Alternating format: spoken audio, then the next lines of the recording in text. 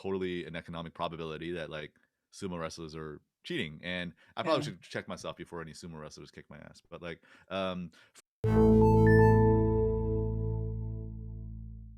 hello everyone. My name is Lingo, and welcome to Educative Sessions, a podcast series with people in the developer world about their coding experiences. This is powered by Educative, which makes it easy for authors to provide interactive and adaptive courses for software developers. My guest today is Chris Huie, who is a senior software engineer with prebid.org.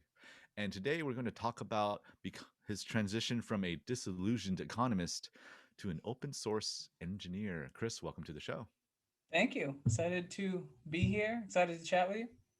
I'm excited too. So many different ways we could have actually done this session, and I'm glad we did this particular topic because it speaks very closely to my own experiences too.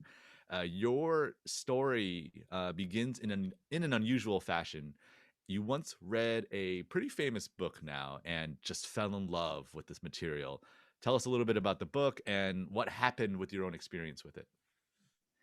Yeah, I mean, and this is the weird thing is I can't really remember. I've always liked reading. Always read nonfiction books generally too. So it's always Right. been weirdly like guerrilla. I remember reading like a guerrilla marketing book at 15, which is fascinating.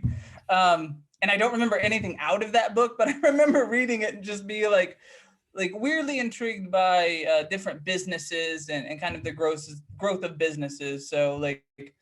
I was always grabbing for some kind of nonfiction book, but the book that really I would say that I read and just like resonated the most with me was a book called Freakonomics, and I probably read it when I was like 19 or 20, and Right.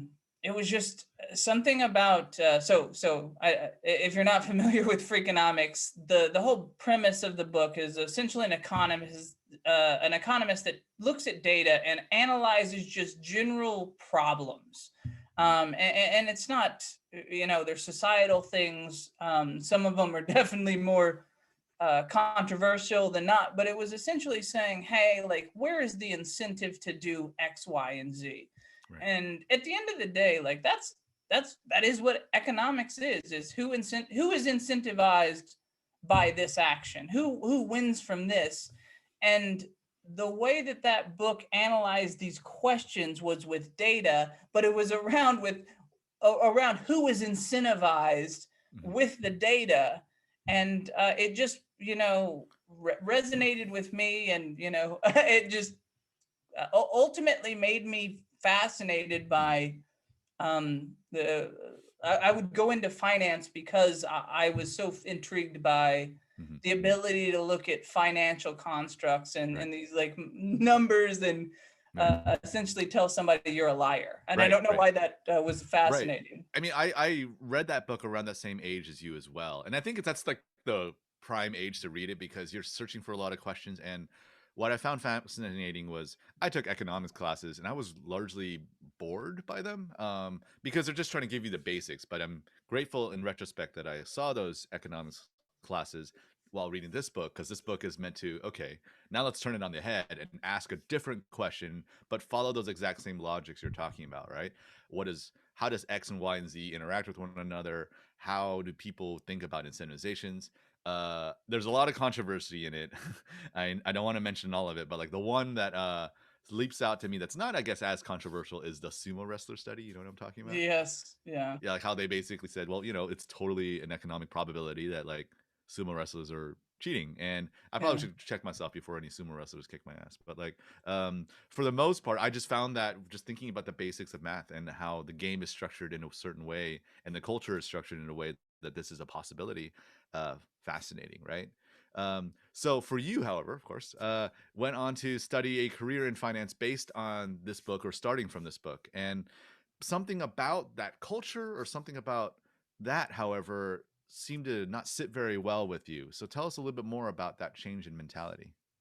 Well, yeah. So I went into finance, and it was it was I think it was the fact it's a curiosity, right? And being a person that's now in software and that's kind of been in a role where I had to delineate between data science and software engineering.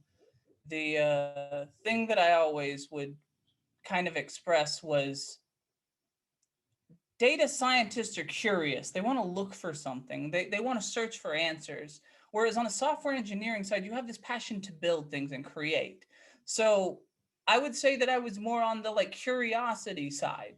And to me, I'd still say I largely am on that curiosity side of just looking for answers. And the reality is all the answers are usually in the people like at this time, right? So Enron, because when I was getting into kind of finance and everything, this was in the tailwinds of your Enrons, your you know your even the .com kind of, you know, there's just a lot there, right? There was a lot scandals, of a lot of speculation, a lot of sort of like maybe this is not as logical as we think it is, right? A lot of crooked things that happened that you could see in the books, right? Where there's entire books written on, you know, how we should have seen this before, you know, all this thing around just that structure. And that's, I think that's why I was like, oh, like if I want to find the answers, I'm going to go to the company's books. Like that's where all the answers are going to be. It's going to be in their books. And, you know, I wasn't wrong. Started out as a staff accountant, and you know that was the mentality, but that curiosity, whether it's there or not, you realize quickly in the business side that it's competitive, right? I think zero-sum game is whether it comes up or not, but it's competitive, right? Companies win and they lose, and there is in between, but there's very few places where companies truly view it that way. Usually it is a more competitive thing. And I will say that like the world's changed, you know, in the last 10 years to be more collaborative in a lot of ways. But at the end of the day, again, money that takes dollars off of your stock profits or your table takes money off of my table. And that's just how it's always going to be. That's how the game is played, right? That's how we keep score. At least the game that you wanted to walk away from, right? Because my hope is that, you know, you're in a new game, or you're in a game where things are played in a different way. So tell us a little bit more about, especially your work in the open source sector. Yeah, so I think that's like coming from finance and then having the opportunity to move into software engineering, and you of all people know that you know, it's not just like I became a software engineer. You know, I was definitely very technical on the finance side. I've written my fair share of code, and in there, I had an opportunity to really you know, speak about the values of learning a skills-based economy and things like software engineering, where there isn't the finance levels of what I think about you, how I perceive you. It's either you can do this or you can't. And I think that separation really resonated for me specifically to encourage other people to get into software engineering. But all that to come back around to say that why I fell in love with software engineering in the first place and really gravitated more and more towards that is because it was just a different mentality. It was back to your zero-sum game, right? Like finance companies, or every company, not whether it's finance or not, right? Just every finance department inside of a company, they're all of them, right? Each one of them has a duplicate finance department and duplicate processes inside of that company that are not shared with other companies. That's just not acceptable. However, when you move to when you move to software in general, there's always been this mentality of building a bridge so that others can cross it and, you know, kind of carry on that bridge building for you to all benefit as a cumulative, like a greater sum concept. So zero sum doesn't really equal, because us all working together, we all benefit because you're building what you want and sharing it, which helps me. But like, I don't really care about 90% of it. I just care about like this percent that helps me be more successful. But guess what? Like I might build on something that makes you more successful, right? And this ability to collaborate and see those opportunities to progress, right? Because that's the difference, is progression. If you work together, you can progress farther than you can if you work singular. Like you're creating multiples of the same thing versus creating, you know, iterations. So I think that's why I fell in love with open source, is because that's the concept is let's contribute, let's all work together. Right now, I work with several of a large group of ad tech companies Mhm. that all rely on this software, but again, it's all shared between them. It's all open. It's all viewable and understandable. So even though there's large people that are playing in this pool, there's also smaller individuals that can ramp up just as fast and compete and say, hey, I want to get the most money for that because I want an open bidding system, as opposed to, shout out to, I get to say that I arm wrestle and high five Google every day, which is absolutely true. But, Mhm. again, when there's certain things that you black box, like they don't know how that happens. So that's the other side of true transparency. And that's, I think that's always good. Got it. Well, I think it's fantastic that you're in this space and that you're finding a community and a mentality that aligns a lot more with your own values and a lot more with the way you like to work.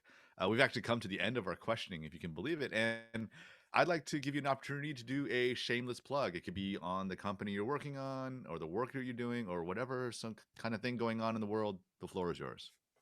Yeah, no, I mean, prebid.org, if you ever want to contribute, again, it's open source. It's completely free open software that can be used by anybody. Uh, you know, it's very specific to ad tech, but that includes, over the top television that's coming to your Roku's and your Disney Pluses.